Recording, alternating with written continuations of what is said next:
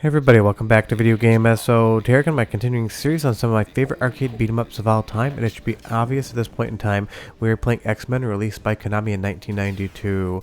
When I talk about some of the Hall of Fame best beat-em-ups of all time, this game definitely has to be on the list, and when you think of 90s beat-em-ups, this game is at the forefront of pretty much everybody's mind. And Konami released not one or two, but three different variant cabinets of this game, giving you 2-player, 4-player, and widescreen 6-player support.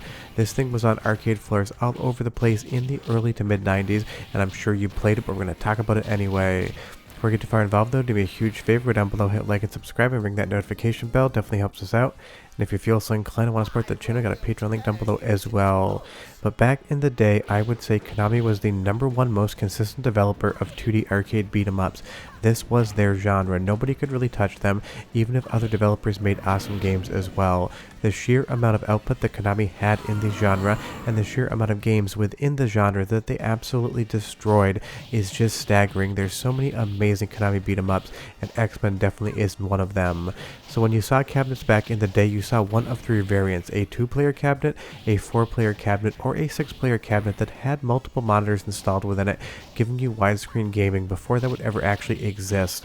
And that was something that arcade developers could do back in the day. Taito did it with Rust and Saga 3, but Xmen did it even better in my opinion. And whether or not you like Xmen, the comic book, the cartoon, or the new movies, this game has something to offer for everyone. And I love how filled with detail it is as well. You'll see the torsos of the robots we've destroyed going through the conveyor belt in the background, assumingly to either be built or rebuilt. And you have so many different options for your character selection in this one, but I went with Storm. She is who I would used to play back in the day in arcades. And this is the type of game, the more friends you bring, the better. You can set this up in MAME, have 6 USB controllers going into your computer, and absolutely have a metric ton of fun. And by the time you're watching this, it probably is on the Mr. FPJ and Analog Pocket side of things as well, but in the recording of the video, it's not quite there yet. But this is just an iconic beat-em-up. This, again, was one of Konami's best games. It took a franchise and movie and comic book property, which is something that Konami was well known for with Teenage Mutant Ninja Turtles, and just absolutely ran with it. And when you think of licensed video games back in the day, you usually think of things that were not very good whatsoever, but when Konami took on a movie, comic book, or TV property, they absolutely hit a grand slam with the overall output. Teenage Mutant Ninja Turtles, Turtles in Time, Bucky O'Hare, Asterix, Xmen, there was just no doing wrong when it came to Konami and beat-em-ups back in the day. And unfortunately, Konami is obviously a shell of its former self, mostly making patchy slot machines in Japan now and not really releasing any video games. But the early to mid-90s were just the glory days for arcades, and they were absolutely the height of Konami's ability to make excellent beat-em-ups. As you go through the second stage here, I just love the graphical styling and just how strange this game can be. These giant plants with these female lips on there, just running around by their roots. There's always a new enemy to see and kill, and there's definitely a bunch of scrub robots as well that are going to fill the screen. And speaking of filling the screen, this game just absolutely throws a metric crap ton of opponents at you at once. It is definitely balanced for at least 2 players, if not 4 to 6, so that definitely is something to keep in mind when you're playing. And I love this skull in the side of the mountain that opens up and lets out a robot bee as well. Definitely hard to hit, flies around a lot, but again, it is just so much fun to watch this game in action. Every single level is unique, the story is good enough for an arcade game, and obviously the sprite work for 1992, the backgrounds, everything is absolutely gorgeous to look at.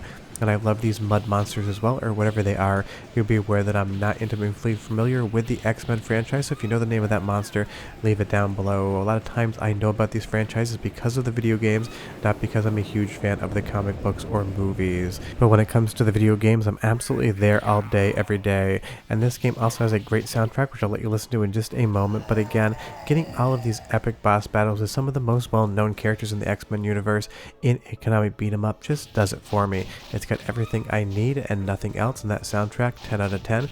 Go ahead and listen, and I'll be right back with more game.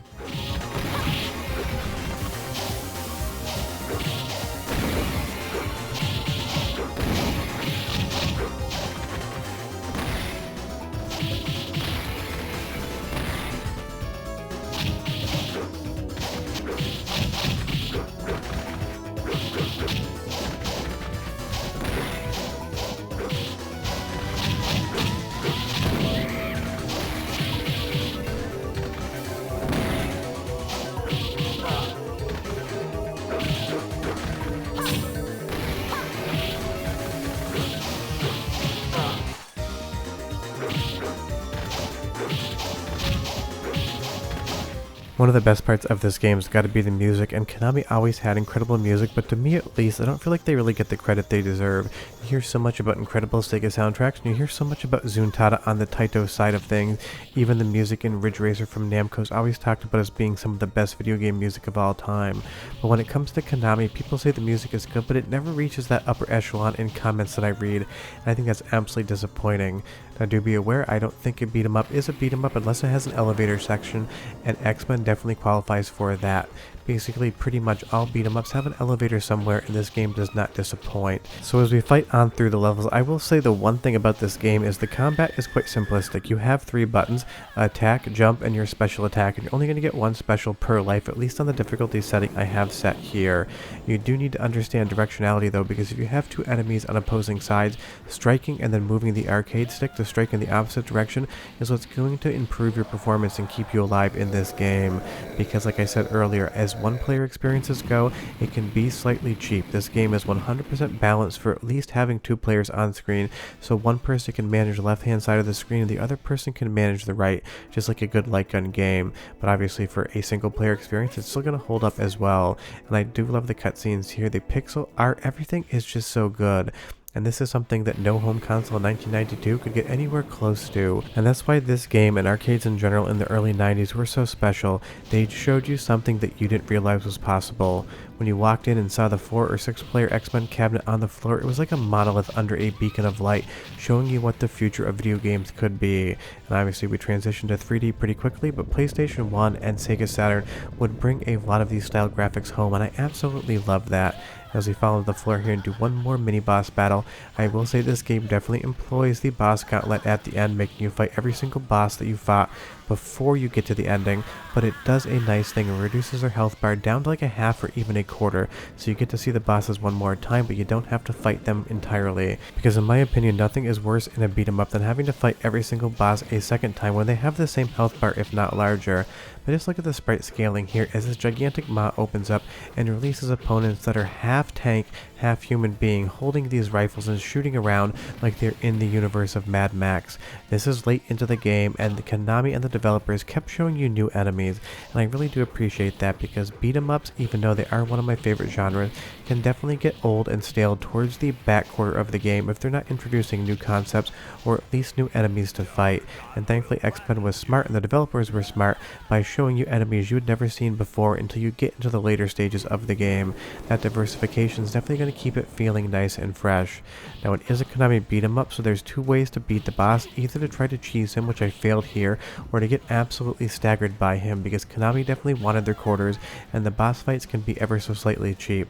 But the reality is every single arcade game wanted you to take money out of your pocket and put it in the machine, and this game's definitely in the fair territory, because there's some arcade games out there that just seem like they're looking to mug you in a dark alley somewhere. But honestly, again, amazing game, amazing visuals, amazing gameplay, and some of the best soundtrack Konami ever put to an arcade game. So one more sound sample and I'll come back and tell you just a little bit more about Xmen and why I love it. But enjoy!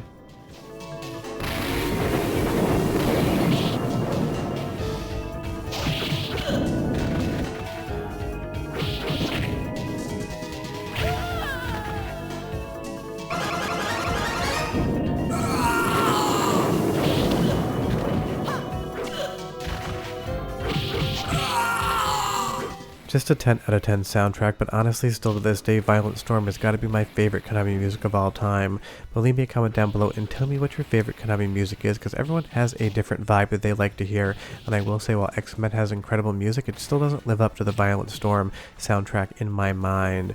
But if you've somehow never played this game before, and I'm pretty sure all of you have to play it. If it's been some years since you get a playthrough in, get 5 of your friends, open up some beers, play it, and think back to 1992 when maybe you first saw this arcade cabinet on the arcade floor.